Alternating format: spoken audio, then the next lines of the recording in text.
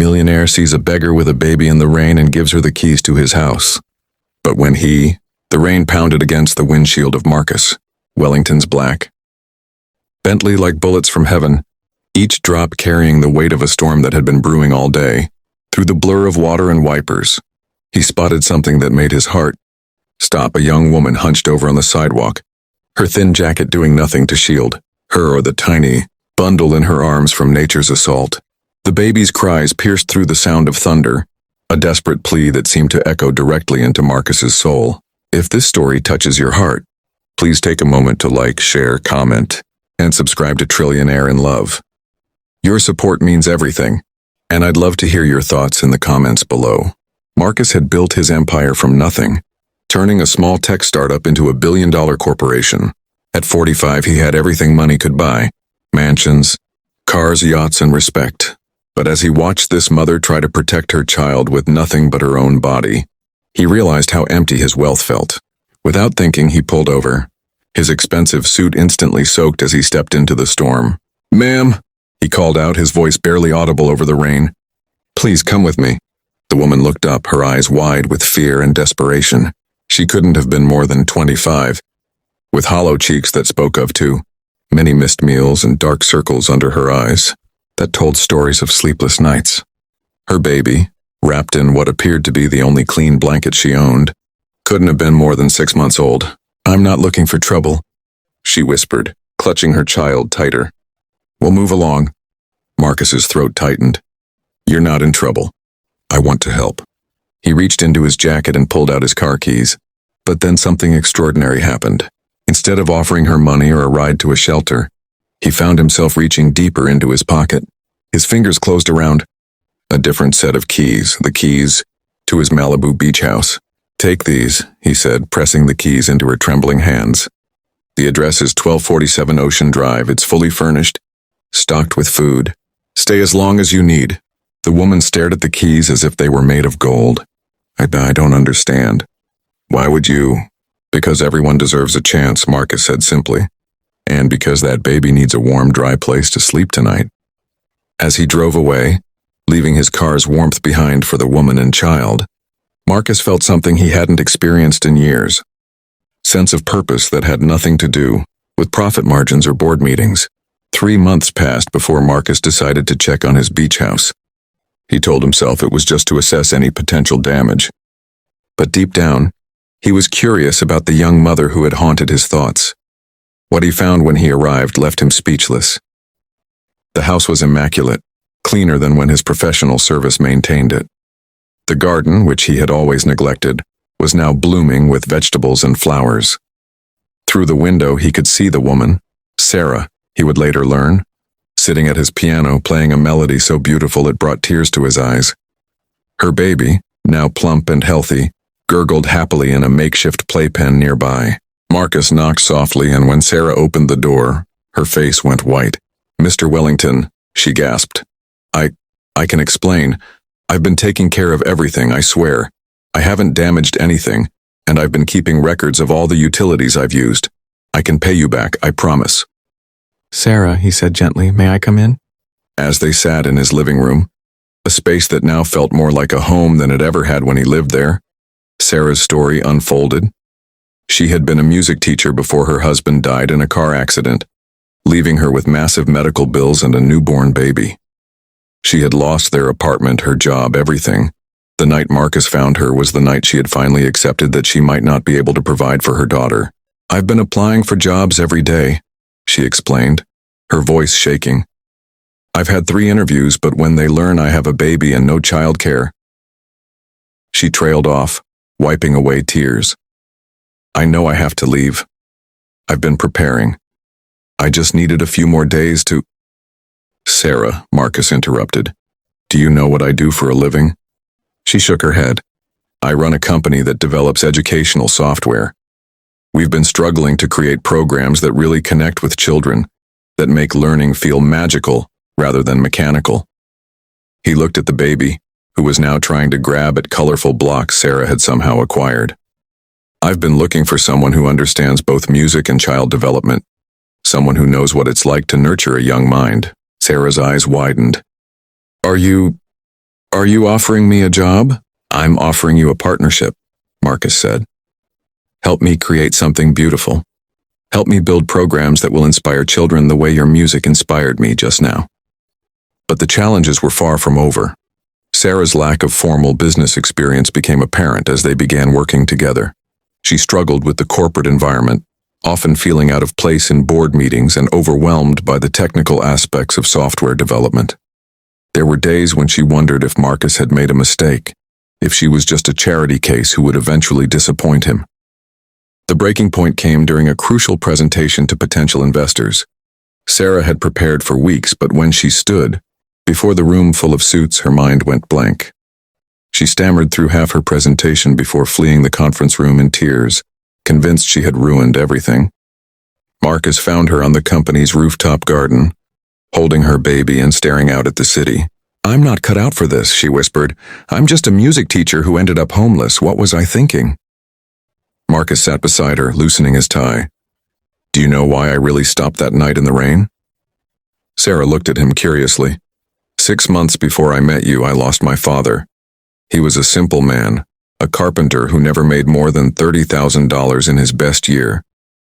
But he was the richest person I knew because he understood what mattered. When he was dying, do you know what he told me? Marcus's voice cracked slightly. He said, "Son, you've built an empire, but have you built a home? You've gathered wealth, but have you gathered love?" He turned to face Sarah fully. "The night I found you, I wasn't just saving you and your daughter. You were saving me from a life that was successful but empty. Your music, your dedication to your child, the way you've transformed my cold house into a warm home. That's not something you learn in business school. That's wisdom." Sarah wiped her tears. "But I failed today. I let you down." "You didn't fail," Marcus said firmly. "You had a moment of doubt. The difference between successful people and everyone else isn't that they don't have those moments. It's that they don't let those moments define them." Together they restructured their approach. Instead of trying to make Sarah fit into the corporate world, they brought the corporate world to her. They moved their primary operations to the beach house, creating a unique work environment where creativity flourished. Sarah's musical background proved invaluable in developing educational software that didn't just teach facts, but created emotional connections with learning. Their first product, Melody Math, was a revolutionary program that taught mathematics through musical patterns. Children who had struggled with traditional math concepts suddenly found themselves composing equations like songs. The program was an instant success, but more importantly, it was making a real difference in young lives. As their company grew, so did their unusual partnership. Marcus discovered that Sarah's insights into human nature were as sharp as any MBA's understanding of market trends. She had an uncanny ability to predict what would resonate with families, what would make parents feel confident about their children's education. 1 year after that rainy night, Marcus and Sarah were featured on the cover of Forbes magazine as the unlikely duo revolutionizing educational technology. But for Marcus, the real success was much simpler. It was coming home to the beach house and hearing Sarah's laughter mixing with her daughter's giggles. It was watching Sarah play piano while her daughter clapped along, completely unaware that her mother had once been so desperate she sat in the rain with nothing but hope. The challenges continued, of course. There were long nights debugging software, difficult negotiations with school districts, and the constant pressure to prove that their unconventional approach could succeed in a traditional market. Sarah still had moments of self-doubt, and Marcus sometimes struggled to balance his old corporate instincts with the more human-centered approach Sarah brought to their work. But they faced these challenges together, learning that true partnership isn't about two people being perfect. It's about two people being perfectly willing to support each other through imperfection. 2 years later, at their company's annual party, Marcus stood before their employees and partners with Sarah beside him. Her daughter, now a confident toddler, sat on Sarah's hip, babbling happily at the crowd. 2 years ago, I thought success was measured in dollars and market share, Marcus began. I was wrong. Success is measured in lives changed, in children who now love learning, in families who have hope they didn't have before. He looked at Sarah, who was wiping away tears. Sometimes the greatest business decision you can make has nothing to do with business at all. Sometimes it's simply choosing to be human. Sarah stepped forward to the microphone. When Marcus found me that night, I thought he was just a rich man feeling guilty about his privilege. I was wrong. He wasn't giving me charity. He was offering me partnership. He saw something in me that I couldn't see in myself, and he gave me the chance to become who I was meant to be. She paused, looking out at the crowd of employees, many of whom had their own stories of second chances and unconventional paths to success. We're not just a software company. We're proof that when people believe in each other, miracles happen. The challenges Marcus and Sarah faced taught them that the most valuable partnerships aren't built on similar backgrounds or equal resources. They're built on mutual respect, shared values, and the willingness to see potential where others see problems. Sarah's experience with poverty gave her insights into resilience and resourcefulness that no business school could teach. Marcus's resources gave Sarah the platform she needed to share her gifts with the world. Together, they learned that true wealth isn't about having everything you want. It's about wanting what you have and sharing it with others. Their company now funds scholarships for single mothers returning to school, provides free educational software to underserved communities, and employs dozens of people who, like Sarah, were given a second chance when they needed it most. 3 years after that rainy night, Marcus and Sarah's company was valued at over $100 million. But on quiet evenings, when Sarah played piano while her daughter drew pictures and Marcus reviewed the day's work, the true value of their partnership was unmeasurable. They had created something beautiful not just in business, but in life, a family built on choice rather than blood, success built on service rather than self-interest. The greatest lesson they learned was that sometimes the most important moments in life come disguised as interruptions. Marcus's decision to pull over that night interrupted his comfortable routine but led to the most meaningful chapter of his life. Sarah's willingness to trust a stranger interrupted her despair but led to a future she never could have imagined. Their story reminds us that we all have the power to change someone's life, and in doing so, we often discover that we've changed our own. Sometimes all it takes is the courage to stop in the rain and offer shelter to someone who needs it.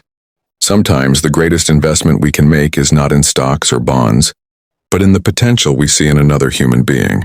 Marcus kept that first set of house keys on his desk as a reminder that the best decisions are often the ones that make no logical sense, but perfect human sense. And Sarah kept the blanket she had wrapped her daughter in that night, now clean and soft, as a reminder that even in our darkest moments, help can come from the most unexpected places. Their company's mission statement, hanging in the lobby of their headquarters, reads simply, "Everyone deserves a chance to become who they're meant to be." It's a philosophy they've proven works not just in business but in life. If this story has inspired you, please take a moment to like this video, share it with someone who might need to hear it today, and subscribe to Trillionaire in Love. For more stories about the power of human connection, don't forget to leave a comment below. I'd love to hear about a time when someone showed you unexpected kindness, or when you had the chance to help someone else. Your stories matter, and they might just inspire the next person who needs hope. Thank you for watching. And remember, sometimes the most successful thing you can do is simply choose to be human.